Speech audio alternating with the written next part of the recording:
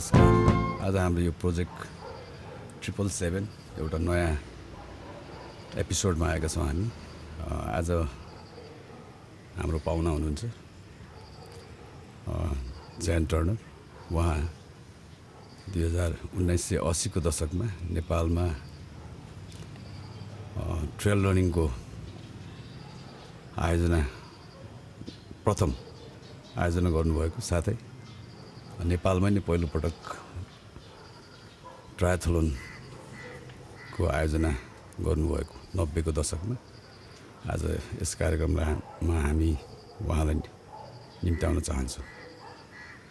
The Himalayan pioneer Jan Turner, who came up with the idea about creating this sporting event in Nepal in the 80s. So we want to introduce yourself about where you were born and when you first time came to Nepal. Okay, well, I was born as far away from Nepal as you could possibly imagine, on a little tiny island in the Atlantic called Bermuda. It has no mountains. I first came here in 1981, somewhere around that time, and I could not believe how fantastic it was. And I was waiting to go to art college at the time, and I was sponsored by the government, which finished. I had to think of a different way of getting here, and came up with the idea of putting on a race, basically. Which everyone said was stupid. So it was in the early 80s.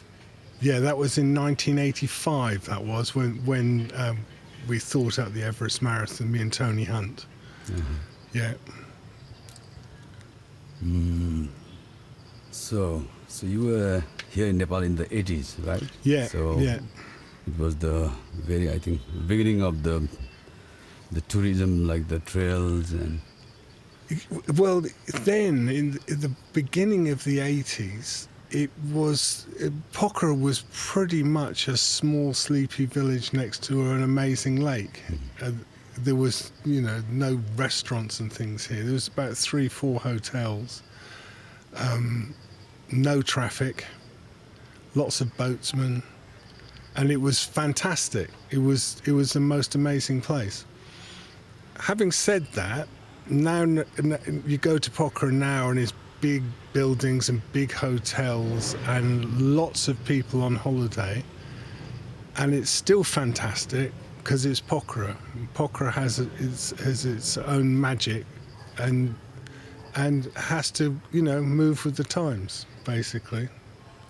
Okay, so you were in the fine art painting college, right? That's what I was trained to do, paint pictures. So that was the first way how you knew about Nepal. Yeah, I came here to paint.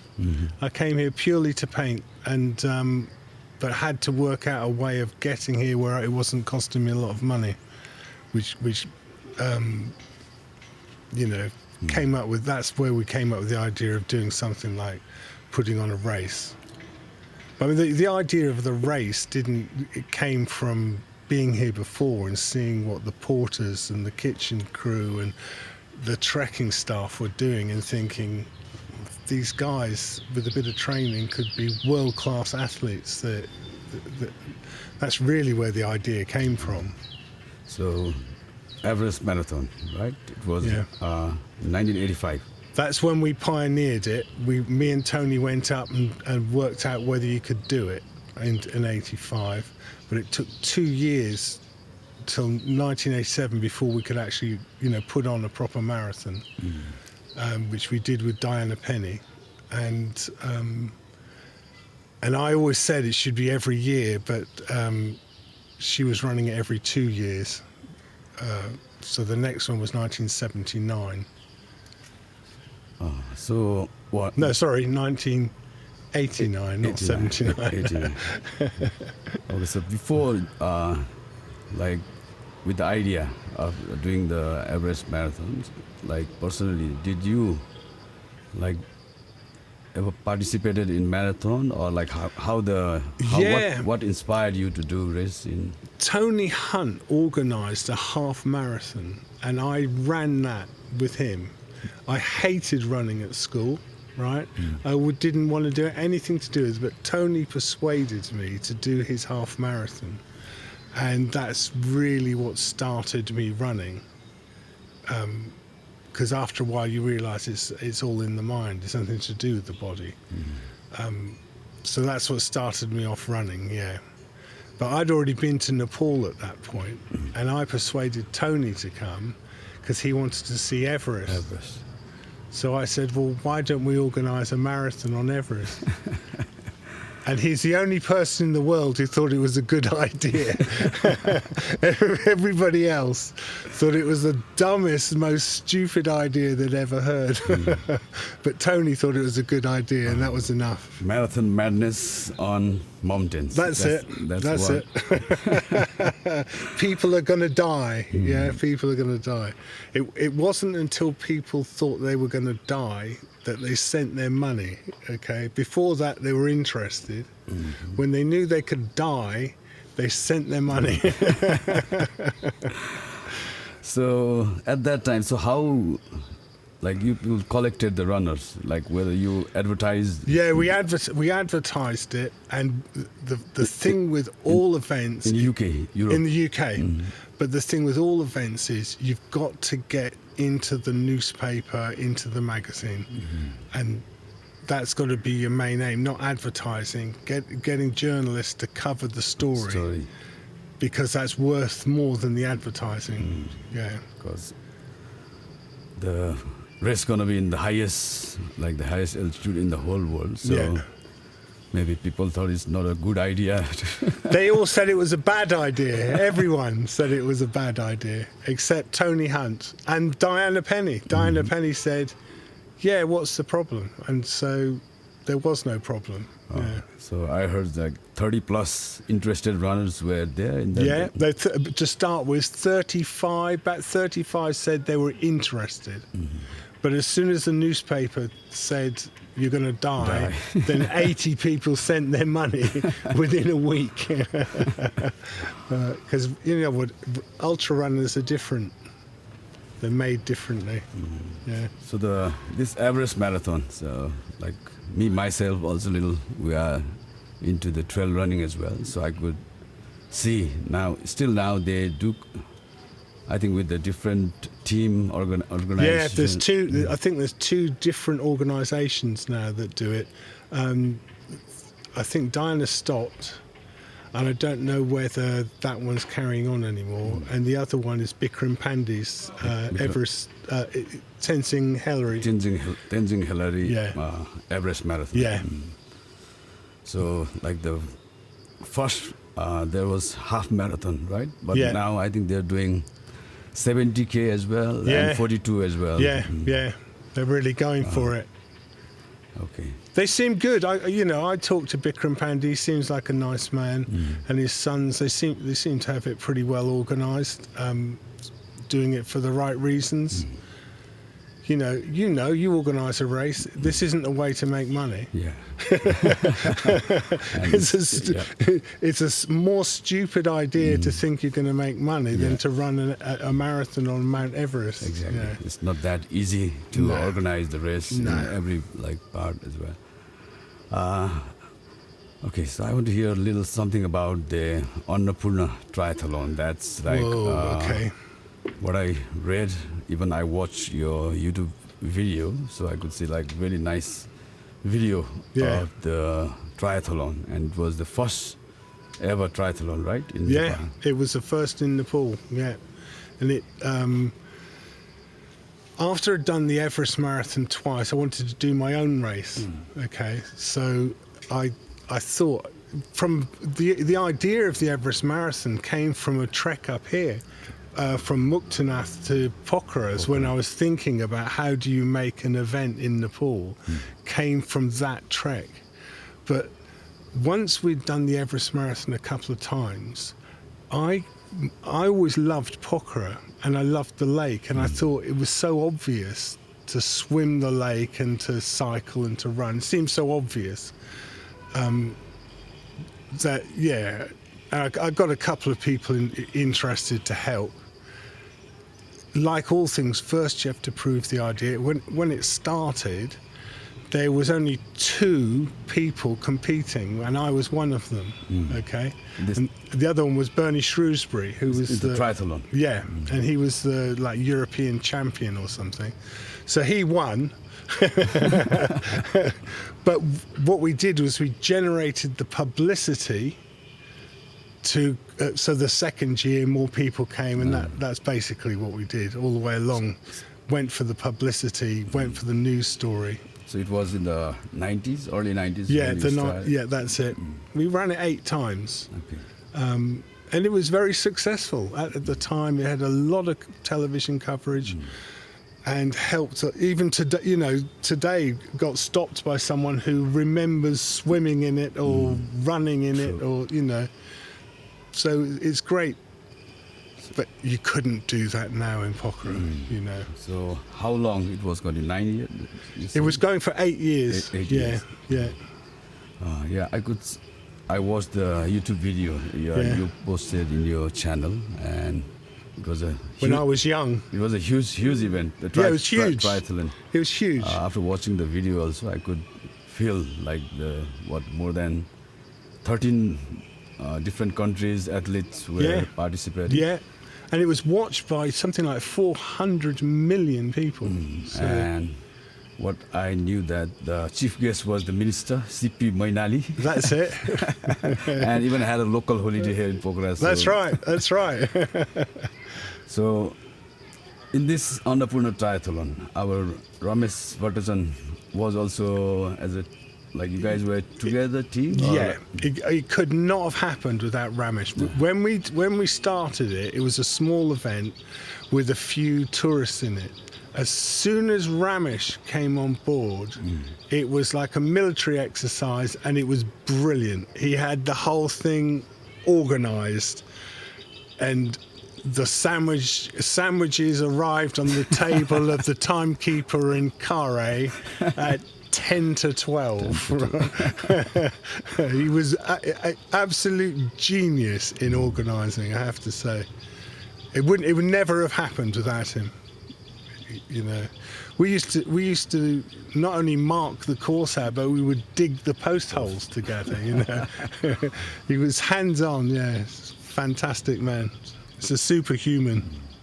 So, as compared to now, like this day's scenario and back those days, so how hard and easy was back days, like organizing an event, in the context of getting the sponsorship in the 90s, how the support from the government side, and how easy, how hard was, all the government level was supportive? God, what do I say without getting myself into trouble? It was always best to leave the government out of it, we felt. And we would go direct to sponsors. So we would go to someone like Coca-Cola in Kathmandu and go and talk to them. And they were always amenable. Mostly they wanted to give you Coca-Cola as sponsor, which you sell, or, but... the Nepalese sponsors were always fantastic, and Ramesh had some way of getting money out of people. I don't know if he tied them up. No. With some logistic partners. Yeah, he was, or he still is. Yeah, a force to be dealt with. So, in the triathlon one, I think it was 1994, the video I saw, the world-class athletes were traveling. If the same spirits could have continued, then surely our adventure sports could gone more further. But it could. You've got, the trouble is you're juggling here that that triathlon could not have lasted in Pokhara, because Pokhara now, the street is too busy to be doing a cycle race, proper one. If you want those kind of athletes turning up, they won't turn up for an event like that. You'd have to move it maybe to Bagnas. You know, there's places to do it, but you'd have to move it from Pokhara. There's two things. Nowadays, you've got so much technology that we could have filmed that race with drones. Instead, we were filming with helicopters. So the cost of running that was expensive.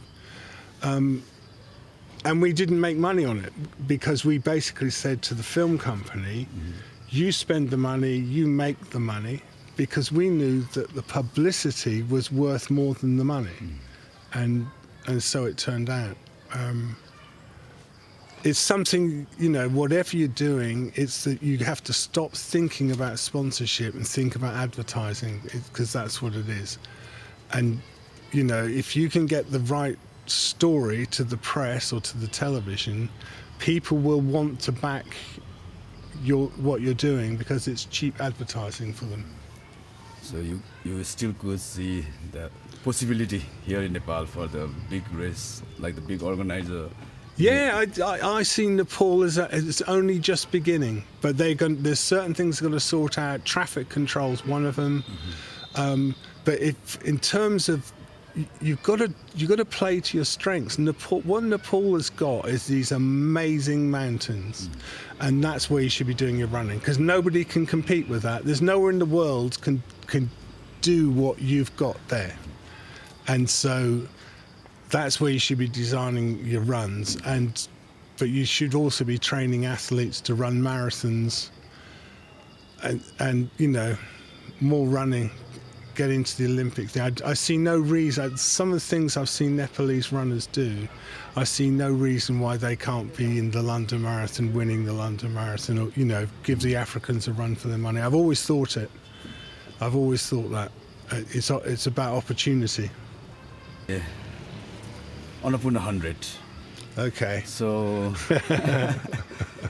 so what's how this 100K run started, right? Before that, I think Okay. Well, what happened was my original idea was the 100K race before the Everest Marathon. That was my original idea, from trekking back from Tatapani to Pokhara and thinking this would make a good race. So it was in early 90s. Early 80s. Early 80s. But then that went on the back. But then what happened with the triathlon is that Nike sponsored it. Nike. And as soon as Nike sponsored it, we did whatever we could to keep Nike happy, obviously, and they were very nice to us. And they asked me whether I would go and give a talk at some meeting they're having in the south of France. I said, yeah, I'll do that. You know, I'm quite happy to do that. And he said, this was Bill Brodie, said, is there anything we could do for you? I said, yeah, can you give me Ian Botham in the Himalayas? And that's what he did. So the world-renowned cricketer. Yeah.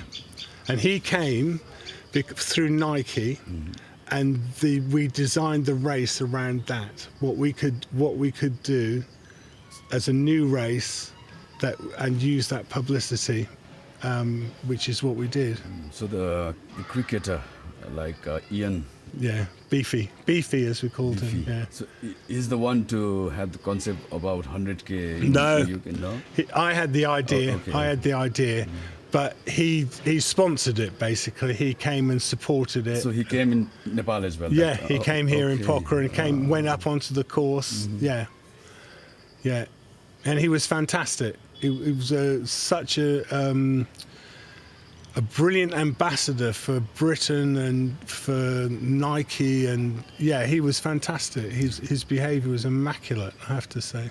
Okay, so he was also here in Nepal. Yeah, he loves Nepal, loves Nepalese people. Always gave everyone a nice photo, autographs. Very nice man. Yeah. Jim Pearson, his manager, I'm not so sure about. So I'm joking. So in that 100K, what the runners coming, they were foreigner runners? Or The first set were Nepali only runners, just to prove it was possible. Just like we do with all our races, prove it's possible. And then the second set, all of the local runners. yeah, there was 12, I think 12 local runners, and then the second run, because people know it's possible, they come, and so then that was quite mixed. So from Pokhara to Poon Hill and back, Gorepani and back. yeah, and it was that in those days was going via Sarankot because there was no road up there. We start trekking from Pokhara. That's like it. That's right, and that was a fantastic trek. But now there's a road there, and it's not a fantastic trek, but it's a fantastic road. So it's nearly 5-6 days. Like a trekking route, they do it in like 12 hours. And it helps, and it develops Nepal, and you know, Nepal deserves to be developed like anywhere else, you know. So after like how many consecutive years, or like we did that. We did that. 100 Yeah, we didn't do that on consecutive years. We did it, I think, with 2 years in between, and I think we originally started in 95, right? Yeah, and I think we did it in 95, then I think we did it in 97, and then I can't remember whether we did it in 99. I think we might have done it in 99, and then Roger took over. Richard? Sorry? Richard? No. Sorry, Richard. Richard took over. Okay. And he changed the event, and he made it into an amazing event. He made it into, kind of more international, world-class event he made. Yeah, and he was absolutely incredible what he did with it. And now it needs someone else to come in and do something else with it, basically. I was also taking part in 2017 and 19. 19 was the last, and even Richard did the grand finale of the Golden Trail along with the 100K. That's right, yeah. And I think after COVID, it's like... Yeah, it's been problems. Looking for a new management team. So what it's looking for someone to take it on and to turn it into the next event. I mean, it is Nepal's oldest. It's the number one first trail race in Nepal, but you know. Yeah, hopefully the new team or new management could like take again into the international level. That's it. And bring more. It needs an investment of time rather than money. Sports tourism back, because Nepal, I think, is the new growing sports like trail running. It is, you know, and it's a brilliant industry to have. You know, it really is, because it promotes healthy lifestyles for people, and it's the right attitude. It's a good, definitely a good industry to have. Yeah. Kathmandu Marathon. I even saw your... Kathmandu. Well, because the Nike thing had taken off with, this was before Botham, but with the triathlon, I can't remember why. For some reason, I got asked to the Nepalese embassy. I can't remember why, for the life of me. And I met Ajay and Sam Simha, and put the idea to them about running a Kathmandu marathon. And they seem to be well connected enough in Kathmandu, if you know what I mean, to be able to sort that out, which they did. I mean, they were brilliant. They did sort it out. There was a Kathmandu marathon. Yeah. You observed that. Yeah, I started that, and I got aims here, so it was a proper marathon. So it was measured properly, and it was ratified. It was, an aims marathon. Was it 93? 94. God, you're going so back in my dim and distant part. Yeah, something like that. Must have been 93, wasn't 93. It? Yeah. So it's asked by the Nepali government. Yeah, they asked me whether I would do it, and I said, yeah, I'll do it. International level. I'll do it properly. And I said, can you stop the traffic? And they went, no. They said, how will people get to see the event if we stop the traffic? So, what is there any like affiliation with the Association of International Marathon? Like you connected the Kathmandu Marathon? Or? Yeah, I connected it because I knew Hugh Jones, and He's from the association. Or? yeah, he was I think he was the president at the time. I can't remember. It's a long time ago, but yeah, that's how I met them. That must have been some of that must have been through the Everest Marathon, and I can't remember. So far ago, so far away now. So you designed the course. Yeah, designed the course, and then they came along and measured it, and then had to adjust the course. But it was pretty good. I wasn't that far out actually. I think I was 100 meters out on a marathon course. It's not bad, since I did it on my push bike. Yeah. Okay. So the government was quite supportive that time. Yeah, they were supportive, and we had the Crown Prince on board because he was, the Crown Prince Crown is still Prince. alive. Okay. Was So- it in the ceremony as well? Excuse me. Yeah, he was in, and his sister as well. So So that made it easy. The whole thing, yeah. And we did that twice. And then I can't remember what happened. I got married and had kids, I think happened then. yeah, it was the like early 90s. That means it was a what do you call King's was the King's. That's it. Yeah, after in the, royal times. Royal time. Yeah. After the 94, I guess we changed into multi-party and what do you call We were constitutional monarchy. Yeah, we were voting for the sun and the tree, if I remember correctly. Yeah. That's like after the multi-party system Yeah, started. yeah. So, like you started Everest Ultra, right? After Yeah. That again was just looking at a way of bringing tourism to Nepal, and just a new challenge really. It seemed very simple to do. The trouble is, with Nepal, you sort of go out of your area, things become more difficult. So for Ramesh, in the Pokhara area, could create anything. He could create the Olympics. He's, but if you take, if Ramesh goes up to Khumbu, there's a different system there. And so it was quite hard on Ramesh to get him to do that. He was still brilliant, as he always is brilliant, but it was a bit much to ask him to do that. And I didn't really, in the end of the day, I didn't feel that inclined to be doing it that often myself. It was to see whether you could do it. Was like Ramesh was also like together. Yeah. And so we did it. We saw, we did it a few times, but in the end, it sort of became a victim of circumstance. In the end, I gave the name and that to Bikram Pandey. I don't know. Hilary Tenzing. Yeah, I gave it to them. So. I think, still they. I don't know whether the route is same what you did or. No, I think they've changed the route. I think they've made it more high altitude, which is good if you're prepared to do that. It's like it's a bit scary. 5,000 plus meters. Yeah, like it's a bit scary. It's a bit scary. Yeah. I think with this Kathmandu Marathon, I think it's the 13th edition was last year. Yeah. They're doing it again. Yeah, they're doing it again. Now I guess they're doing with this Kathmandu municipality also helps. Yeah, because now my son has married a Nepali lady, and they've got a son, so we come here for that. But I've always visited Nepal. I've come here so often, I can't tell you how many times I've been here. It's impossible.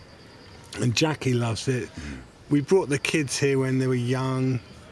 We love Nepal, so. That's why maybe Jack also loved Nepal. Jack loves Nepal because he spent his childhood here.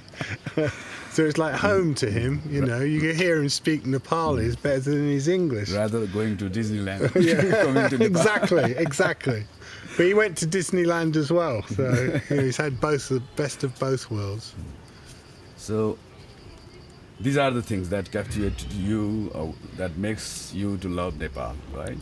I just find things easy here, and I find people easy and friendly, and the weather's nice, and it's a happy place, and even when you're up in the mountains and you're grueling up a mountain, it's still a happy place, you know. So today we are doing a little more conversation about the sporting events, about, because you were the first pioneer about bring the idea of the concept about adventure sporting events. And so is it possible, like the big organizers, recently I knew that the Asia Pacific Trail Running was held first time in Korea. Yeah. And is it possible, like that kind of big organization races could do race here in Nepal? also? Absolutely is possible. There's no reason, in my mind, there's no reason why Nepal can't lead the way in this kind of running. And I don't see anyone stands a chance. If Nepal puts his mind to it, this is the #1 destination for trail running in the world. And the world's a big place, but Nepal, you just can't beat it. You can't beat it. And so you've been looking all the Nepali people, Nepali athletes. You said like in the first Everest marathon, the porters were running, right? Yeah. Waiters, yeah. Where, Yeah. who even don't have the pair of shoes. No shoes, yeah, it's all right. And they're still, you know, against international athletes and still beating them. It's So what Ridiculous. do you think? Like our Nepali athletes could compete in the big international races? absolutely With can. But, you know, you look at every country. You look at Kenya's a good case in point. They put so much into running, and that's why they get the results. And Nepal's got to do that. They can't. I suppose I learned a long time ago the most important thing to bring to Nepal is the know-how. You need runners coming here, and for them to pass their knowledge on is, you know, how to do it, basically. You get trainers here, you get people involved in these kind of events come here and they bring their knowledge, and that's the most valuable thing that they bring, really. I think Nepal could easily do fantastically well in marathon running, middle distance running. I have no doubt about it. But it comes from training and it comes from support. You can't just leave an individual to do that, I don't think. recently in that Asia Pacific trail competition, 40K in Korea, our Nepali runner, Priya Rai, Yeah. a young girl, she became second. Yeah, I saw that. But still, what I see from my side, like it's not that much support they are getting from No. the government side. No, like I saw, like the runners, they are doing by their own. Like, Yeah. there's no support, No. nothing. And what do you think? Is a private companies could I think also help? or I what? think you've got to start with running clubs and get running clubs associated with each other and go that route. There's no way you're going to go to the government and say we need some money for runners. They're not going to tell you to run along. So what is the scene in Europe like? In Europe, you get run- support. You get support from the government for anything that support. You know, you have to be. There's a selection process, but if you're in the Olympics, you get support. I'm sure if you get on a certain standard in England, there's support there for you. But I have to say, I'm quite ignorant about that. Yeah.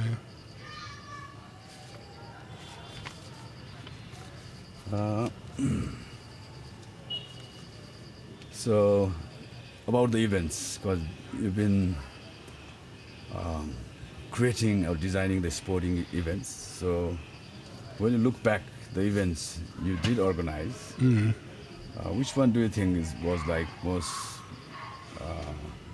beautiful or kind of that inspired Nepali, The most beautiful. kind of meaningful? Yeah, the most beautiful was the triathlon in something like 95. It's just on that lake and the weather and filming with 2 helicopters and 94 was that 94?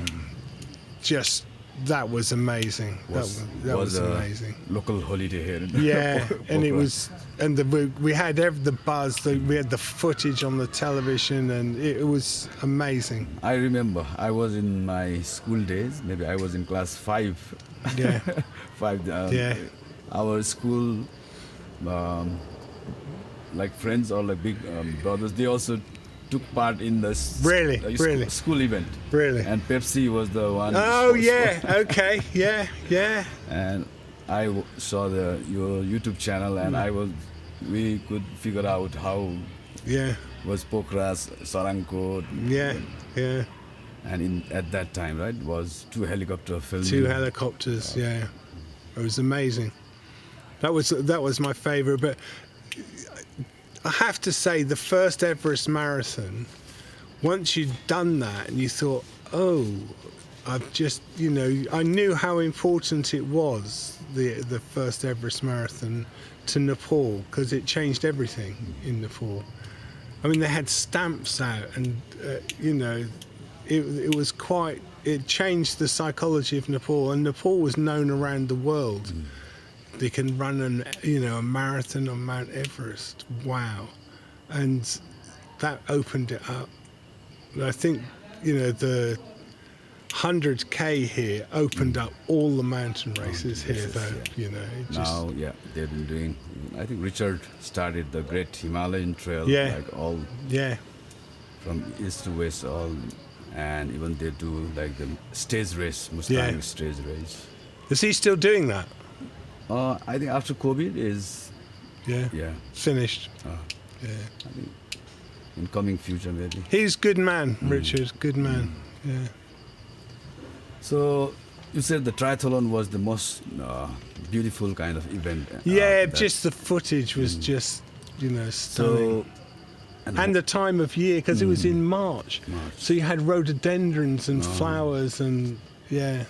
So why, like, the same kind of event didn't continue? Like, what from your perspective, what do you think? Well, I mean, I did organise that, I think, 8 years, and with the help of Ramesh and the help of John Williams and Jane King and Andy Brown, etc., etc. Always people kept coming up to me and saying, we can do this without you, we can do this without you. And on the 8th year, after like the most amazing success, someone who remained nameless came up and said, we can organise this without you. And I said, well, go on then. And they didn't, because they couldn't, because it's much more difficult than people realise to keep that many different people happy. It was quite difficult, but it's still hard to see how it could continue in Pokhara now, with the traffic and it would be a completely different race. Even that Chinese road, which had no tarmac on it. Yeah. And we came down that road like 70 miles an hour on mountain bikes. It's just crazy. So it's not about the government issues, so you couldn't continue? No, had no problem with government's never given me a problem here. Government's always just, Or maybe the political situation at that time, because I don't think it was that. I just think that certain people thought that I was making money at it, and that's what I think it is. And then when they realised you can't make money at it, then they didn't want to do it anymore. That's what I think it was. But so the new management team also tried to do that, but they couldn't continue. no, it's hard. Because you're not just organising an event here. You've got to get all these athletes out of Europe and America to come and do it, And without them, you don't have the television and you don't have the event. So it's not. Some things live and die. And some things go on. It's hard to tell which is which, but. The triathlon would have to move to Begness Lake, I think, if anyone wanted to do that. I'm getting too old for that. There was a time when even the 1994 triathlon you mentioned, I flew here in 2 days with no sleep, arrived in Kathmandu, got a taxi from Kathmandu to here, still not had any sleep. And in the morning, put the markers up for the race, came back down again, dug all the post holes with Ramesh. This was on this successful race, right? And we ran the race. I was in the race, so I did the whole race. And at the end of it, I took the film from the film cameras, got into a bus and went to Kathmandu to get the footage on television, and I was out the next day. So I was here for less than a week. And when I was on the plane, this woman said to me, she was sitting next to me, she said, how long were you in Nepal for? I said, about a week. And she said, oh, really? I said, yeah, but I come here, quite often, so it's not unusual. And she said, you're so lucky. And I was thinking to myself, I've had a week of hell here. But yeah, funny days. Okay, so you're the first man, like the pioneer, to do the Himalayan thing in Nepal. So build a legacy about this trail running started in Nepal. So have you followed any, like the Nepali trail running organizers are doing the things? I've followed the organisers, and I've most followed the runners, seeing what the runners are doing, and always good to see. But the important thing is, how do we get these runners onto the international stage?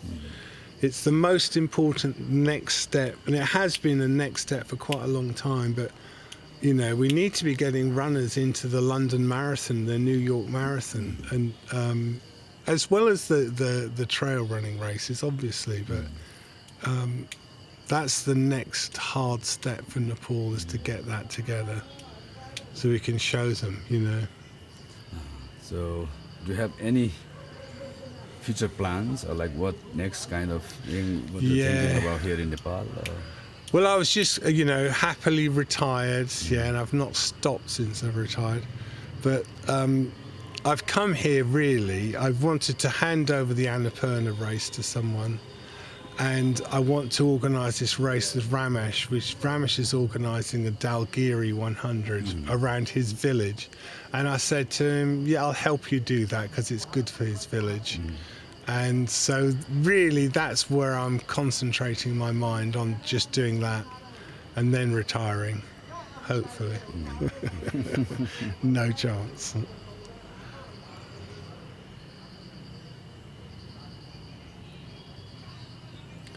Okay,